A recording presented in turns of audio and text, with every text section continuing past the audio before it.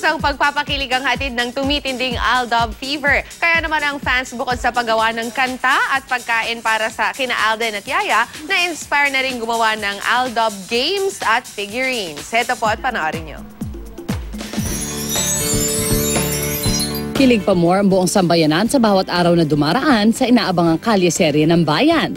Ang mga eksena mas umiinit pa. Buong Pilipinas tinamaan na nga ng Aldab Fever. Iba't ibang Aldab items sa matatagpuan sa isang clay and bead shop sa Caloocan. May mga figurine at keychain ang cast ng kalye-serye. Gawa ito sa polymer clay na dinisenyo at ibinik sa oven. Non-toxic. Pwede mo siyang gawing souvenir, figurines, cake topper, keychain, accessories. Yun. Marami siyang kahit decoration sa bahay. Siyempre hindi mawawala ang stars ng kalye-serye na sina Alden at Yaya Dub. Meron din version ng mga humahad lang sa pagmamahalan ng Aldab. Nandyan sina Frankie, Doris, and of course si Lola ni Dora at ang kanyang mga Rohelios.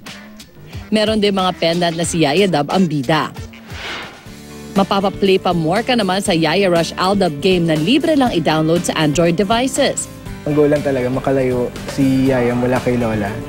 And then, i-compare mo siya din sa ibang games like Minion Rush na hindi natatapos. Habang papalayo at papalayo si Yaya Dub mula sa starting point, mas pabilis naman ang kanyang takbo. Pa naman siya kasi hindi mo alam kung ano yung hinahanap mo kasi takbo lang siya ng takbo. At aba, kapag naakain ng isaw si Yaya Dub, lumalaki siya. Mas madali niya makukuha ang mga Yaya points.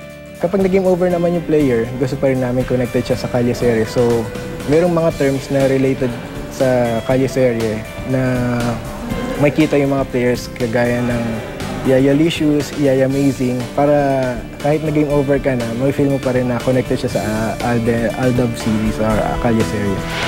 May mga medal na pwede kang ma-unlock base sa mga puntos na iyong makukuha. Ang mga top scorer bibida sa online achievement board.